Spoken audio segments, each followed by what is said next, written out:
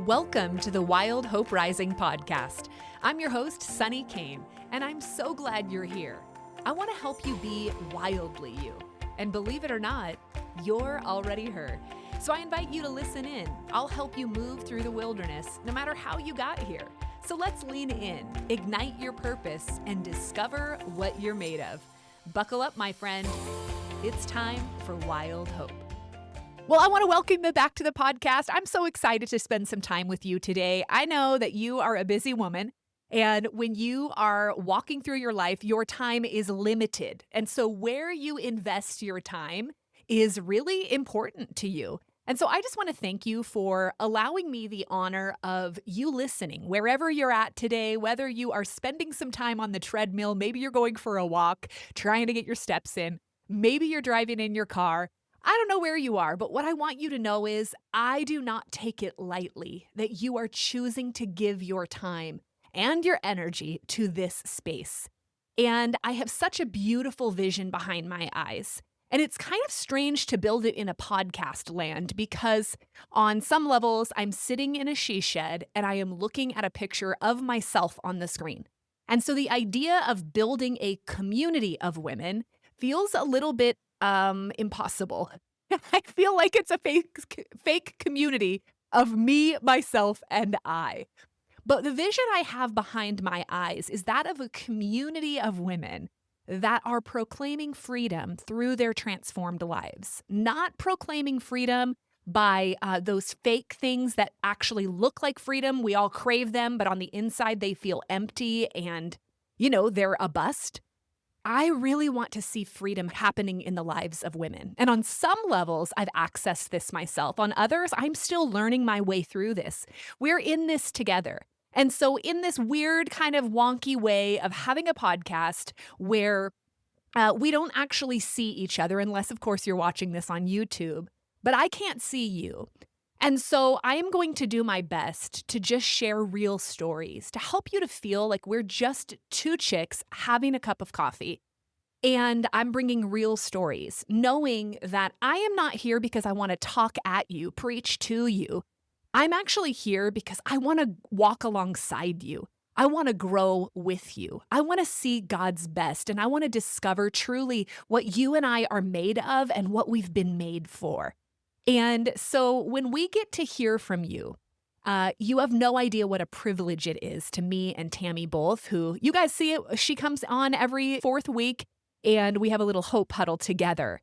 But when we hear from you, that's another indicator that we are beginning to build community. And we received feedback this week from a woman who is a wilderness woman. She wrote us about her story, telling us that she has had multiple bombs hit her life over the past several years, and it has left her feeling completely stripped. Her life once used to be what she described as almost a fairy tale. She was loving it. It was big and busy and full, and it now feels very small. And what has happened over the past few years has left her carrying the impact of the stress of those circumstances in her body. And in moments, she said it has been completely debilitating. This woman has been in a wilderness, and in moments she kept saying, "Where is the door? I've got to find my way out of here."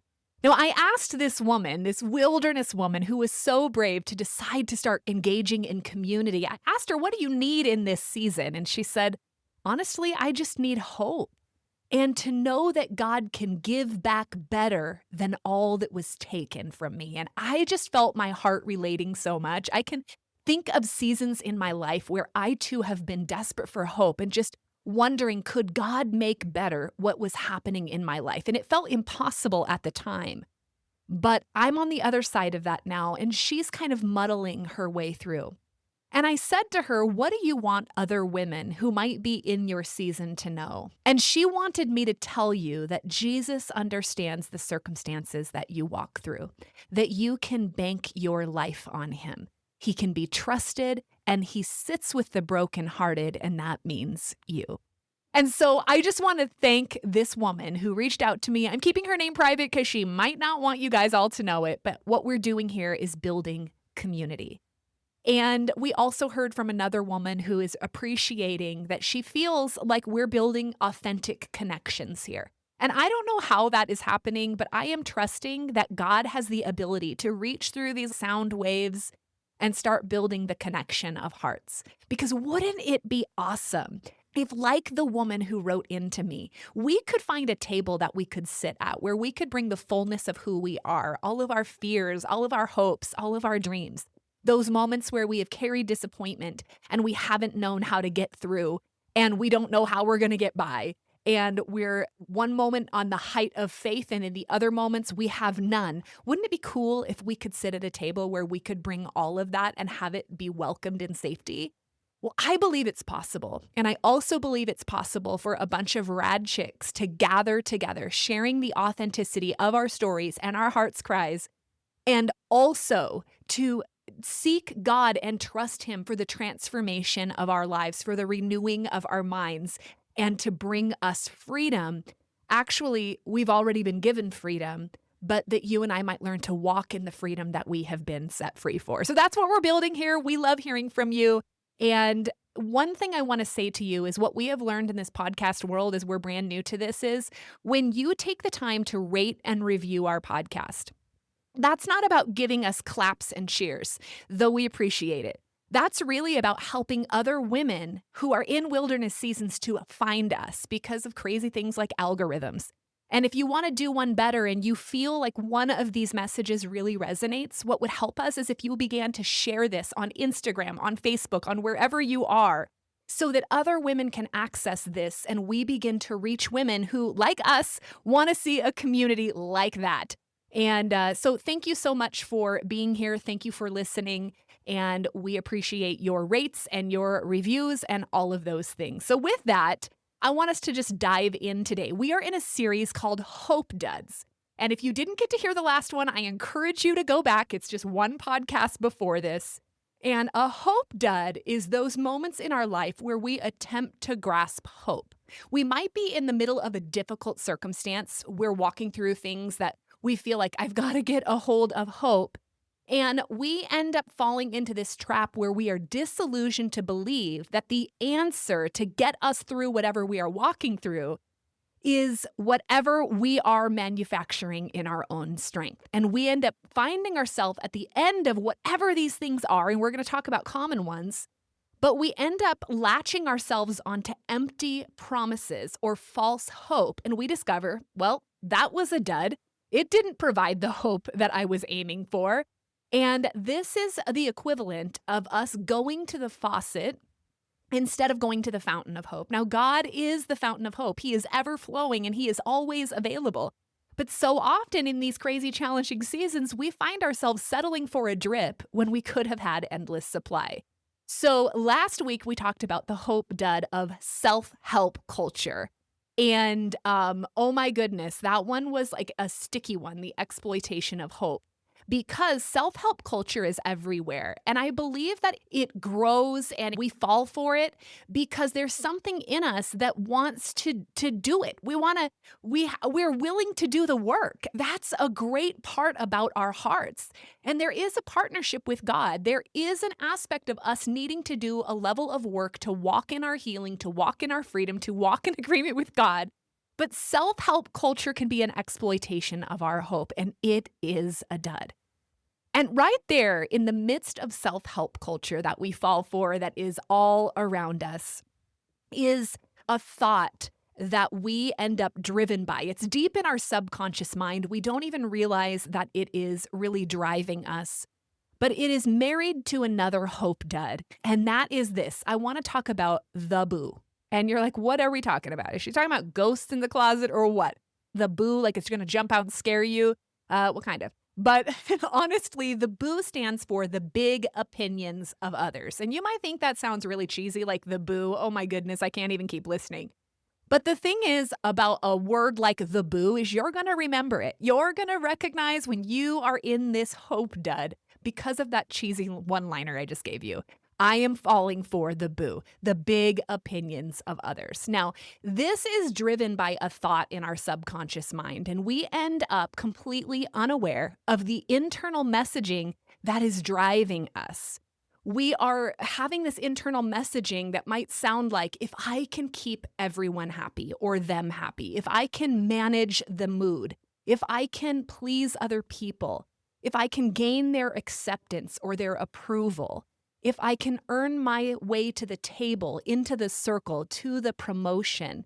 And it is a lie that is buried in our subconscious that my performance, right, what I do, my ability to pick myself up by my bootstraps, I can do this. If it's to be, it's up to me, that self-help culture. So my performance plus what other people think of me and what other people think of what I do, the boo, right? The big opinions of others. So my performance plus the big opinions of others equals my self-worth. And if I feel worthy, then therefore I will finally have hope. So we end up falling for this because if we can outrun our discomfort of the way that we feel in our own bodies, in our own minds, and how other people perceive us or view us, then somehow we fall for this belief that we will have more hope when we are standing in that place. And here's the thing, this actually flares in us proving and striving and the quest for achievement. It flares perfection and perfectionistic driven activities. Like, I've got to do this right. I've got to have a flawless performance. It ends up flaring approval addiction because we're so hungry for external validation, and we end up flared in image management. This is like a fake it until you make it kind of trap. Or, I like to say it's a shop it so you don't drop it, right? Like, make myself look a certain way, have the right hair, have the right outfit so that when I walk into a room, I feel like I'm carrying enoughness, if that's a word, right? I feel worthy of being in the room. I don't want to drop my worth, so I shop in order to fill that need. It's image management. And buried under that is the hope that we are searching for. Like, we are longing for validation, for belonging, for acceptance, to be known and loved. And the funny thing about all of this is, you might be saying, like, what's wrong with that, Sunny? Like, what's wrong with wanting to belong, with wanting to be accepted, wanting to be known and loved? And the truth is, there's nothing wrong with that. That just makes you human. That is how we are designed. There is this hunger inside of all of this search for significance, this wanting to be attached to a mission that is bigger than our own lives. The problem is, in our human frailty, we end up turning to the wrong things that are really traps for us, that leave us exhausted and depleted and empty. And I can think of so many examples. I wanted to bring one to you today, and I can think of so many examples in my own life where I have fallen for this time and time and time again. And I would love to tell you that I have fully arrived, that I have broken my addiction to approval, that I have stepped out of the performance trap and I never fall for it. And for me, the only thing that I realize is not only do I have this need sometimes to really, I guess I have this need to have other people like me. Because at the core of me, I sometimes struggle with believing that I am loved. Now, I don't need you to send in like messages, oh, I totally love you, Sunny. That's a core ache of mine that comes from a little girl experience that I am still healing from and doing work on and allowing God to come into and to minister to. But also in this performance kind of thing for my worth, I actually attach that to God sometimes. And I sometimes believe that His love for me is based on my performance or what I do in this world. And that's why I have fallen for self-help culture as a form of attempting to get hope. It's also why I fall for the boo, right? These hope duds are very human of us. So when I was thinking of stories to kind of share with you today, these are all humbling stories because I don't want to admit that I have fallen for them. But a few years ago, I was in, kind of the network marketing world. And which, by the way, I want to give a shout out to my network marketing girls out there. Like, I loved network marketing. There is so much good about the culture. And I think it gets a really bad rap. But I learned so many skills there. I learned so much, I guess, self-management of learning how to take responsibility for what God had placed in my life. And so I learned that through my network marketing girls. But I do want to say that when I was in that culture, there was this table, and it doesn't matter what table it was, but there was this table I desperately wanted to sit at. It was the high performers table. And at every event that I would go to, this group of people, these well-known people, always seemed to be so happy, and they were having so much fun, and they had these really nice houses, and they had clothes that, I mean, I'm sorry, but I am about the clothes and their outfits, and their hair was so good. And then they would tell stories on stage, and it seemed like they just had so much fruit in their lives and their marriages, and everything just seemed to be together. And I so desperately wanted to be a part of that. And so I moved into trying to pick myself up by my bootstraps, trying to earn a seat at the table through my performance, trying to hustle my, income level and my sales level to different ranks within the company.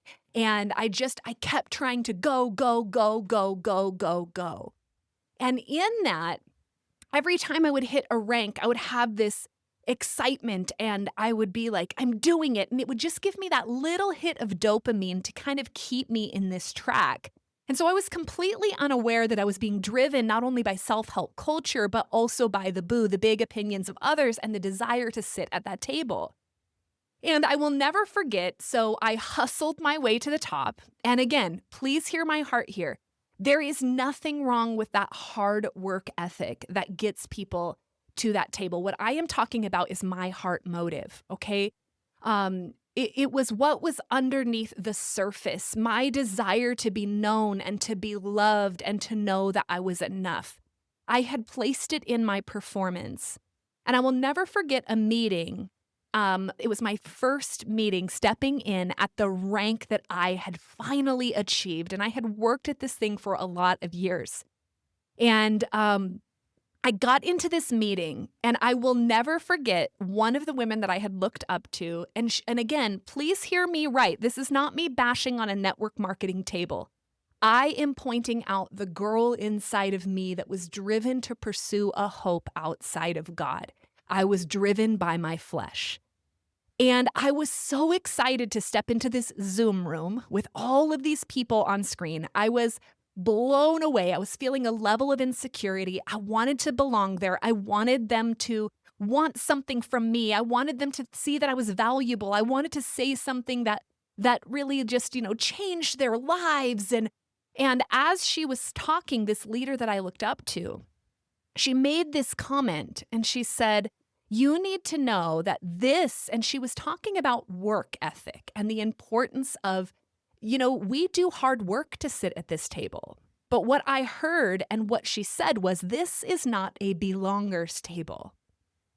And I cannot describe to you how God used that phrase, this is not a belongers table, for me to recognize that I actually wasn't craving the rank. I didn't love necessarily, there were parts of the work that I loved, but this drive and this busyness and this thing that I had convinced myself was building me a life of freedom, which actually was leading me to feel like I had more bondage in my life. Like it was all encompassing. It included my every thought, my every move was filtered through the funnel of the performance inside of this company, of my performance. And it was exhausting and it was crushing. And then to find out that it was not a belongers table. You had to keep fighting for your worth at that table is how I heard it. Now, that's not how this woman meant it. So please don't get hung up on it and be one of those girls like, this is why I knew I shouldn't do network marketing. No. This was just the longing of my heart and the recognition that I was hustling for belonging. And if I continued in this performance trap for this big opinions of others, if I kept putting my hope there and all of my eggs in that basket, I was never going to find belonging because I was going to always have to hustle to earn my seat at the table.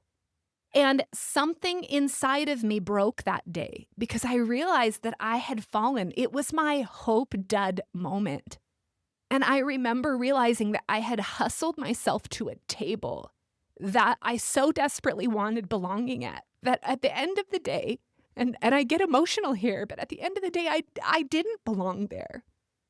Because if you have to hustle your way or lay aside pieces of who you are or ignore pieces of that inner knowing that bubbles up, which is the Holy Spirit in my world, if you have to ignore little promptings from him in order to keep going in that, on that path that you are going, then at the end of the day, you don't belong there.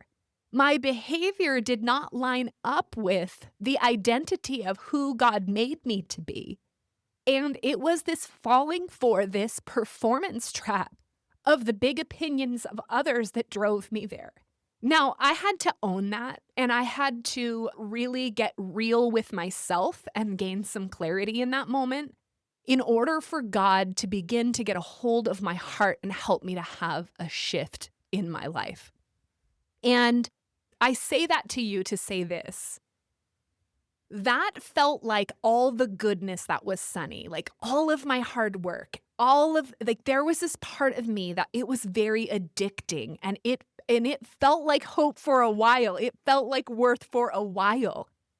But when you get to a place and you think you have arrived only to find out you don't get off this elevator here, there's still another floor you got to go up. You can never, it's like this carrot that is being dangled that you can never quite reach.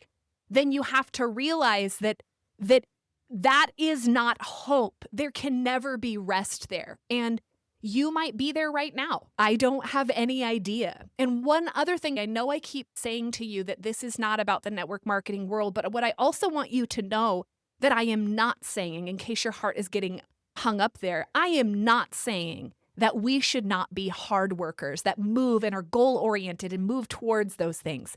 I am not at all saying that. What I am saying is we have to be careful what we attach our hope to, what we attach our worth to, and where we think that we are getting avenues of love and belonging. Because if those are places that we feel like we must have them externally for this validation, for this acceptance, it is always going to leave us with disappointment. It will be a dud. And when we come to the end of this one, the boo, we end up disillusioned, believing this quest for people-pleasing, for crowd satisfaction is going to give us the hope boost we need.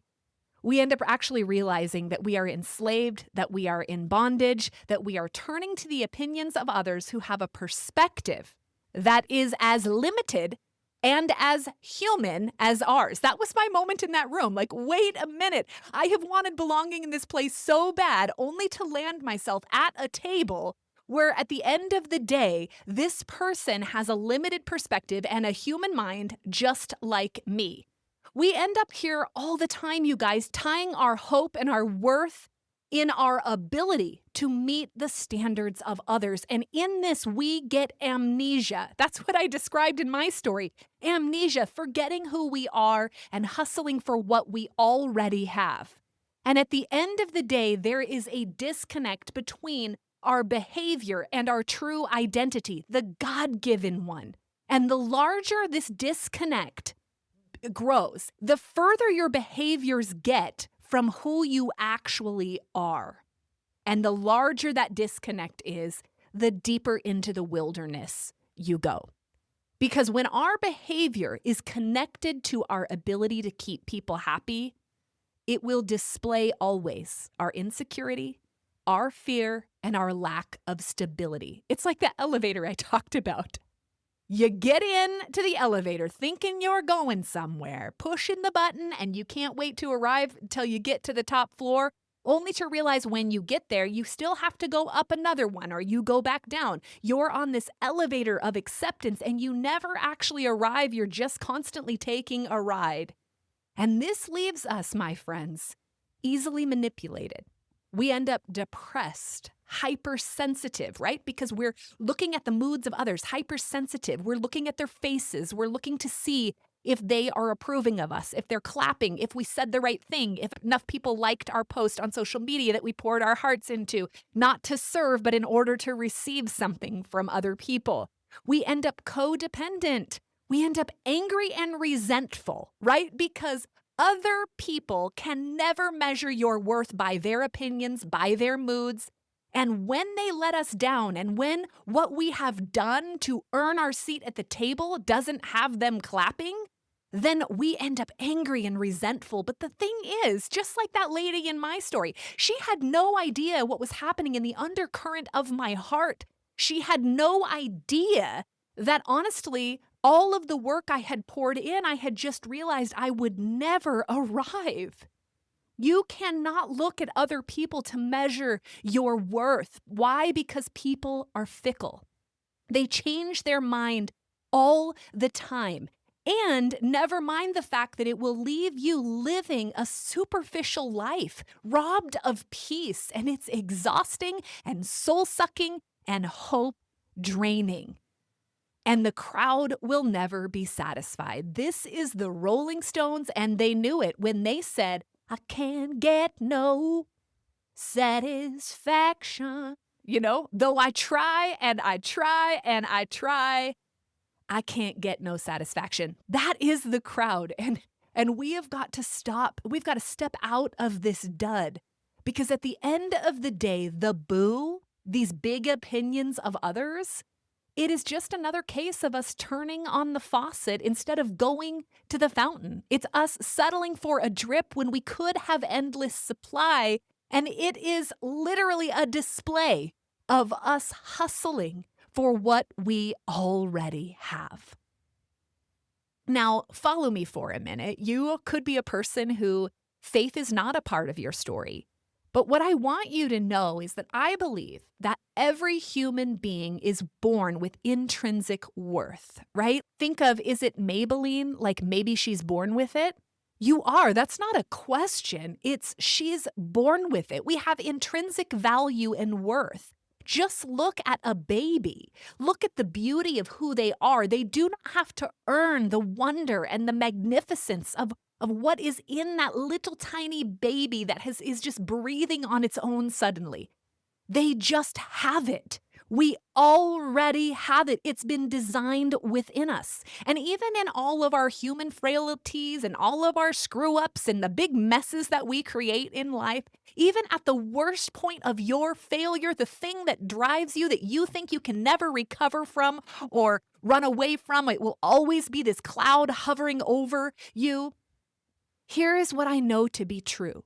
Not only were you born with worth and you have that value tucked within you, but also in your worst moments, God actually died in order to reconcile you, to take you from being an enemy to being a friend. Colossians 1 says it this way, God in his fullness was pleased to live in Christ, and through him God reconciled everything to himself. He made peace with everything in heaven and on earth by means of Christ's blood on the cross. And this includes you, who were once far away from God. You were his enemies, separated from him by your evil thoughts and actions. Yet now he has reconciled you to himself through the death of Christ in his physical body. And as a result, he brought you into his own presence, and you are holy and blameless as you stand before him without a single fault. Now, this is not logical. I said this in other episodes. Hope is not logical. It's totally nuts. The fact that you and I, before we could ever get our acts together, that God would want to bring us near, that he would do through the shedding of his own blood, and then he would choose to call us holy and blameless without a single fault, those faults that you keep trying to run from, God doesn't see. And you know why? You are 100% accepted by God. Now, I don't want to get too deep into the weeds on this, but you might be like, God totally sees. He is all knowing. Yes, he is. But you know what? He chooses to see you through the lens of his son in order that you might be holy and blameless in his sight, because he looks to you and he sees Jesus and what Jesus did for you. And he brought you near. And you are 100% accepted by God. And this is for one reason. Because of Christ's blood shed on a cross, not your ability to earn it, not your ability to perform your way into making everybody happy and making God happy. We did not have to earn his acceptance. Romans chapter 5, verse 8 say this clearly, that God demonstrated his own love for us in this: while you were yet a sinner, Christ died for you. And God saved you by his grace when you believed. You can't take credit for this. You didn't earn it. It is a gift from God. Salvation is not a reward for all of the good things that you have done, all of the things that you have been that have been so impressive. No, salvation is a gift, so none of us can boast about it. That's Ephesians 2, verses 8 through 9. And you know what I see there? That is wild hope. You can't even wrap your minds around it because you didn't do anything. And it was rising all along. All of your attempts at proving you're so significant and proving you belong at a table, there was hope all along. And here's the crazy thing. Nothing can take it from you. Nothing. And I really hope you hear that if you are wrestling with a seed, even a small amount of guilt or shame that is settling inside of your heart that you have been dragging around for a long time. Nothing can take it from you. Romans 8, verses 38 through 39 say, I am convinced that neither death nor life, neither angels nor demons, neither the present nor the future, or any powers, neither height nor depth, nor anything else in all of creation will be able to separate you from the love of God that is in Christ Jesus our Lord.